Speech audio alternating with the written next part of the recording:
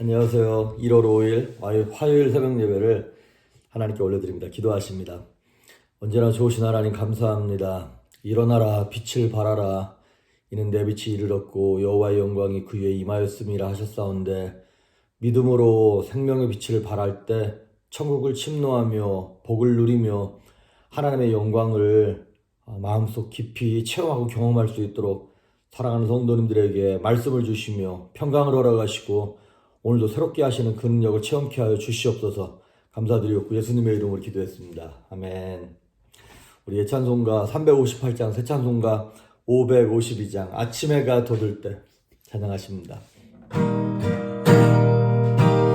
아침 해가 돋을 때 만물 신성하여라 나도 세상 지날 때에 햇빛 되게 하소서 주여 나를 도우사 세월호 성안고서 어두운 세상 지날 때 햇빛 되게 하소서 새로운 광기 보람 있게 보내고 주의 일을 행할 때에 햇빛 되게 하소서 주여 나를 도우사 세월호 성안고서 어두운 세상 지날 때 햇빛 되게 하소서 한 번 가보아오니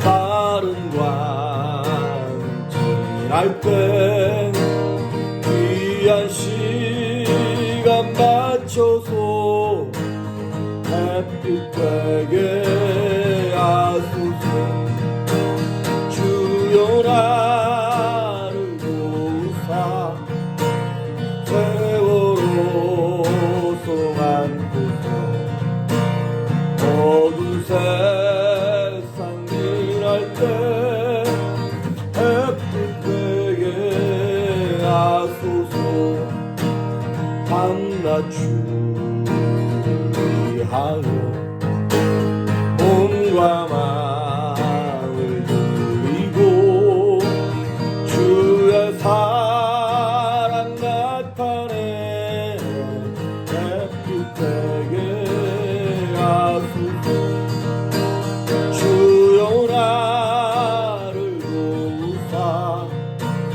세월호 성안고서 어두운 세상 지날 때 햇빛 되게 하소서.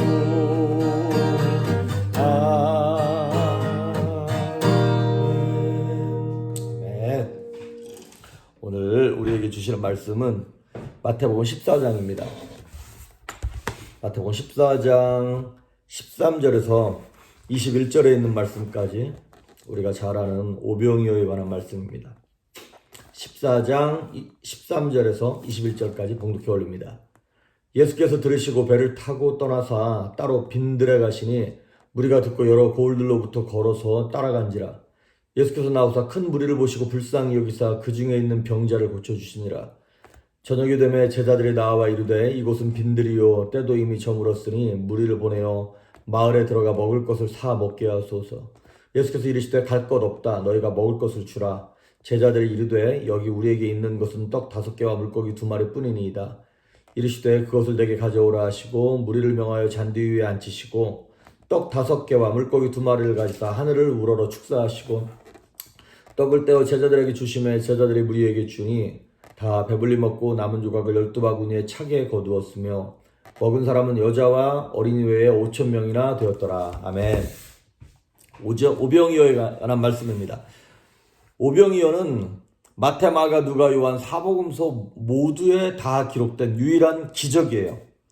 예수님이 하신 말씀들은 사복음서 다 거의 동일하게 똑같이 나오지만 기적은 어떤 건 나오고 어떤 건 안 나오고 그러는데 이 오병이어의 기적은 사복음서가 다 얘기하고 있습니다. 그러면 이 기적을 경험할 때 뭐가 좋으냐? 뭐가 중요한 것이냐? 기적을 체험한 것 자체가 중요한 것이 아니라 하나님이 우리 인생 속에 왜 그 기적을 허락하셨으며 그 기적의 의미가 무엇인가 그것을 아는 것이 중요한 것입니다. 오늘 14장 13절을 보시면 예수님이 가시는 곳마다 병을 고치시니까 많은 사람들이 쫓아가요. 또 예수님의 말씀을 들으면서 살아나고 위로받으니까. 그런데 이 사람들이 예수님을 어디에서 이렇게 만나냐면 빈들에 있었어요. 빈들. 다른 번역에는 광야 이렇습니다. 그렇죠. 우리 인생이 우리 사는 게 빈들 같고 광야 같죠. 여러분 광야나 빈들에 한번 서보십시오. 사막에 서보십시오. 거기는 길도 없고 이정표도 없죠. 지금 내가 가는 길이 맞는 길인지 틀리는 길인지 누가 확인해 주는 사람도 없습니다. 낮에는 덥고 밤에는 춥고 막 낮에는 뙤약볕 같은 뜨거운 막 햇빛 때문에 밤에는 추운 그 온도 때문에 어디 피할 길도 없고 방법도 모르는 게 우리 인생입니다.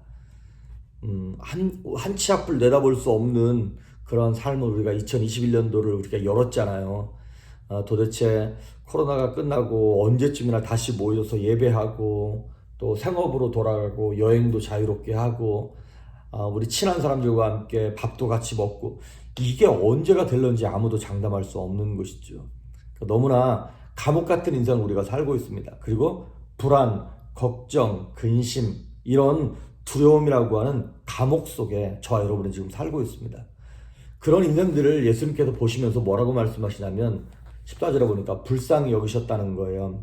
불쌍히 여기셔서 그들을 고쳐주기도 하셨고 다른 복음서에도 보면 불쌍히 여기셔서 이제 이 오병이어의 기적을 예수님께서 생각을 하시는 것이죠.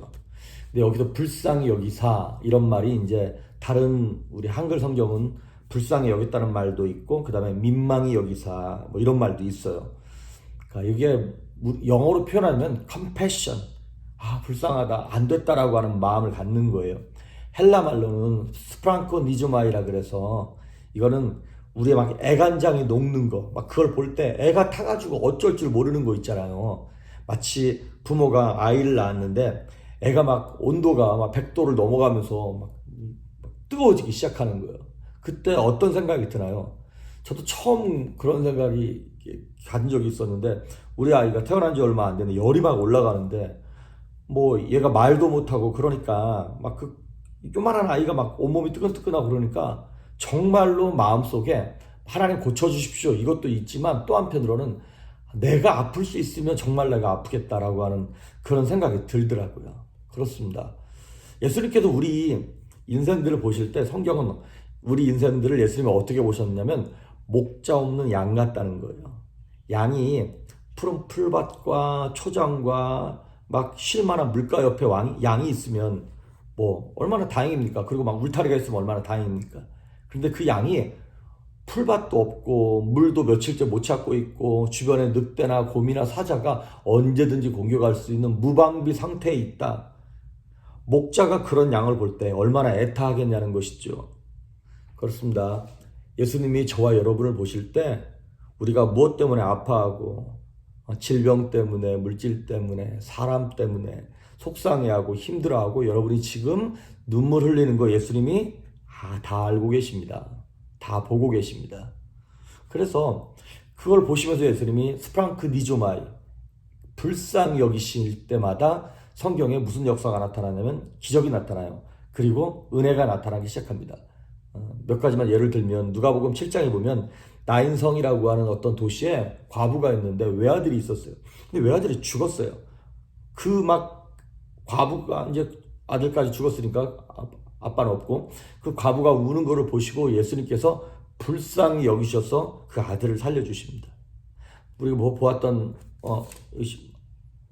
다른 본문에도 이렇게 보면 예수님께서 큰 무리를 보시면서 병자를 고치시고 민망히 여기서 그들을 고쳐주시고 하는 모습들이 성경에는 굉장히 자주 나옵니다.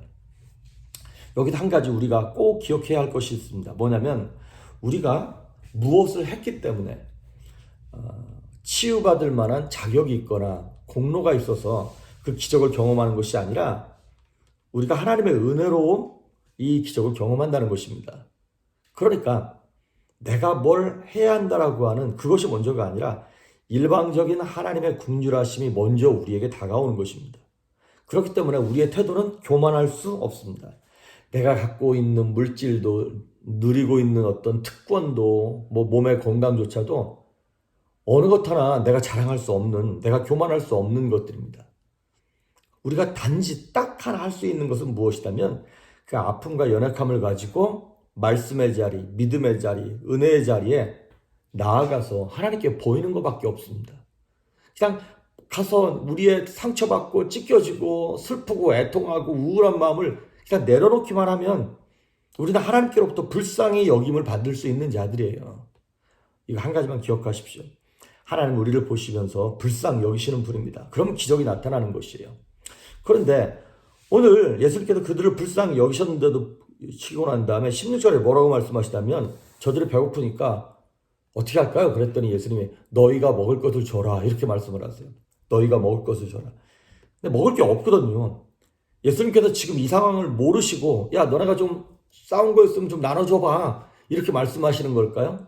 이 동일 본문을 요한복음 6장에서는 예수님이 이렇게 말씀을 하세요. 빌립을 시험하고자 야 네가 좀 어떻게 해봐. 네가 먹을 거 좀 줘봐 이렇게 말씀을 하시는 거예요. 예수님은요 우리가 실력 없고 능력 없는 것을 잘 알고 계십니다. 그런데도 불구하고 너희가 먹을 것을 줘라 이렇게 말씀을 하셨어요. 왜 그런 걸까요? 우리를 시험하시기 위함입니다. 우리에게 믿음이 있는지 하나님을 신뢰하는지 보기를 원하심이죠. 그 말에 대하여 빌립은 요한복음 6장에 예수님 우리에게 지금 200데나리온이 있어도 이거 다 이 사람들 다 못 먹입니다. 설령 200데나리온이 다 있다 하더라도 이 많은 사람들에게 언제 지금 식당에 가가지고 음식을 다 주문합니까? 이런 식의 대답을 해요. 빌립의 대답은 상당히 상식적이고 납득이 갈 만한 대답입니다. 그리고 어쩌면 저와 여러분의 입에서도 나올 만한 가장 일반적인 대답입니다. 그런데 빌립 옆에 또 누가 있었냐면 안드레라고 하는 제자가 있었죠. 안드레가 한 아이가 갖고 있는 보리떡 5개, 물고기 2마리, 그 도시락 요만한 거 하나 갖고 왔어요. 물고기가 어떤 큰 물고기가 아니라 작은, 우리식으로 말하면 굴비 같다 그래야 되나요? 그거 그냥 걔가 혼자 먹으면 끝나는 거예요. 근데 그 아이의 도시락을 이 안드레가 달래서 갖고 온 건지 협박해서 갖고 온 건지는 모르겠습니다만 어떻게 그걸 갖고 와가지고 예수님 이거 갖고 뭐 할 수 있나요? 도대체 저는 안드레가 무슨 생각으로 이 도시락을 예수님께 드리면서 이거 어떻게 할까요? 뭘 어찌하자는 겁니까 지금 안드레는. 그런데 예수님이 결국에는 안드레의 그 태도와 말을 보시고 예수님이 역사를 이루셨잖아요. 여기에 해답이 있는 거예요. 여러분 우리 삶에 우리가 해결할 수 있는 고난, 우리가 뚫고 지나갈 수 없는 광야, 이런 홍해 같은 것들이 있습니다. 그때 빌립같이 생각하는 사람이 있어요. 내가 상황을 책임지려고 하는 사람들. 그런데 반면에 좀 멍청한데 안드레 같은 사람이 있어요. 이거 어떻게 하지? 하지만 주님은 방법이 있겠지 하고 주님께 넘겨드리는 거예요. 내가 그 문제를 해결하려고 그러지 말고 하나님께 토스해드리길 바랍니다. 우리 배구할 때 강스파이크를 치기 전에 세터가 공을 받아가지고 살짝 띄워줘요. 토스를 해요. 강스파이크는 누가 하는 거예요? 예수님이 하시는 거예요. 예수님이 포인트를 내시는 거예요. 우리가 포인트 낼 수 없습니다. 우리는 공을 넘길 수도 없어요. 내게 온 문제를 주님 가져가십시오. 이렇게 안내만 해드리면 되는 겁니다. 그러니까 우리의 할 일은 믿음의 발을 떼는 것입니다. 내가 홍해를 건너가기 위해서 배를 만드는 것이 아니라 홍해에다가 발을 집어넣는 거예요. 주님을 믿고 믿음의 선포를 하는 것입니다. 믿음의 순종을 하는 것입니다. 한 가지 주의할 점, 믿음의 순종을 하고 선포를 할 때 내 감정이 다 움직일 때까지, 그래도 확신이 다 들 때까지 기다렸다가 선포하면 too late. 늦습니다. 그때는 기적, 빠이빠이. 그 물건도 간 겁니다. 많은 사람들이 감정이 움직일 때까지 기다려요. 아니요, 아닙니다. 먼저 입으로 선포하는 겁니다. 믿음으로 선포하는 것입니다. 17절에 보면 제자들이 이르되 여기 우리에게 있는 것은 떡 5개와 물고기 2마리 뿐입니다. 라고 그거밖에 없지만 예수님께 딱 토스를 해드리는 순종을 합니다. 그렇습니다. 순종할 때 기적이 나타나는 거예요. 그래서 순종을 뭐라고 표현하냐면, 비유하냐면 마중물이라고 합니다. 마중물. 우리가 펌프에서 물을 길러낼 때 처음부터 물이 나오는 것이 아니라 내게 있는 바가지, 이 바가지에 있는 거 물 한 바가지 딱 넣었을 때야 땅속에 있는 정말 수백 톤의 물이 막 올라올 수 있는 것처럼, 마중물을 영어로 뭐라고 하나 봤더니 컬링 워터라고 써있더라고요. 컬링. 부르는 거예요. 내가 누구를 부르는 거야. 누구야? 그러면 그 사람이 다가온단 말이죠. 예수님! 그럼 예수님이 오셔서 역사하신단 말이죠. 순종은 마중물입니다. 하나님께 토스해드리는. 그래서 여러분, 내가 갖고 있는 것이 초라하다고 해서 숨기지 마십시오. 나는 기껏 해봤자 하루에 기도 5분도 못하는데 이거 갖고 무슨 역사가 일어나겠어? 그러지 마십시오. 그 5분이라도 괜찮으니까 하십시오. 내 가족을 봐도 그렇고 내 자식들을 봐도 그렇고 우리 가족을 통해서 무슨 기적이 나타날까? 무슨 역사가 나타날까? 내 남편을 보니까 등신 같고 진짜 온 식구들 보니까 다 원수 같고. 아닙니다. 그 남편 하나님께 올려드리는 거예요. 그 작은 물질 하나님께 올려드리는 것이고, 결국에는 그 작은 것 때문에, 그 힘들었던 것 때문에 하나님께 올려드린 그 도시락으로 인하여 기도하게 되어지고 내가 믿음을 소유할 수 있게 되는 것입니다. 내가 요만큼 기도한다고 뭐가 변할까? 아닙니다. 변합니다. 내가 내가 기적을 나타나는 게 아니라니까요. 우리는 마중물만 가지고 나가면 된다니까요. 그리고 나중에 오늘 20절과 21절에 보면 많은 사람들이 배불리 먹고 12광주리, 12바구니라 나중에 거뒀습니다. 많은 사람들이 얼마나 먹었냐? 남자만 5,000명을 먹었어요. 그러니까 5,000 가정이 먹었다는 얘기인 거겠죠. 요한복음 10장 10절에 보면 예수님 이런 말씀을 하세요. 내가 온 것은 양으로 생명을 얻게 하고 더 풍성히 얻게 하려 함이라. 예수님은 자기가 자기 자신을 생명의 떡이라 그랬잖아요. 생명의 떡을, 축복을, 강건함을, 부유함을, 은혜를, 평안함을, 능력을 주실 때 찔끔찔끔 주시는 분이 아니라 풍성하게 주신다는 것입니다. 여러분, 천국, 하나님의 나라에 속한 인생은 잠깐은 배고플 수 있어요. 하지만 영원히 배고픈 거 아닙니다. 할렐루야. 천국은 침노하는 자의 것이라 그랬잖아요. 우리 어제 14장 앞부분에 보면 세상의 사람, 세상의 축제, 세상의 풍성함은 꼭 헤롯 왕이 잔치하는 것 같아요. 잘 기쁘게 나아가는 것 같다가 야, 쟁반에다가 세례요한 목 잘라갖고 와. 이게 세상의 축제입니다. 그 불안해서 어떻게 삽니까? 하지만 하나님께서 허락하신 축제는 그 오병이어 작은 것을 가지고서도 영원히 복을 누리게 하는 그 풍성한 역사를 하나님 허락하시는 것입니다. 오늘 이 오병이어를 하나님께서 우리에게 왜 허락하셨나 생각해 보십시오. 왜냐하면 하나님의 은혜 때문에 그렇습니다. 우리를 불쌍히 여기시는 은혜 때문에 우리에게 허락하셨고, 우리로 하여금 믿음의 발을 떼어냄으로 복을 누려라. 너도 복을 좀 누려야 될 거 아니야. 복을 누리려면 뭐부터 한다고요? 마중물을 부어야 돼요. 믿음의 발을 떼어야 하는 것입니다.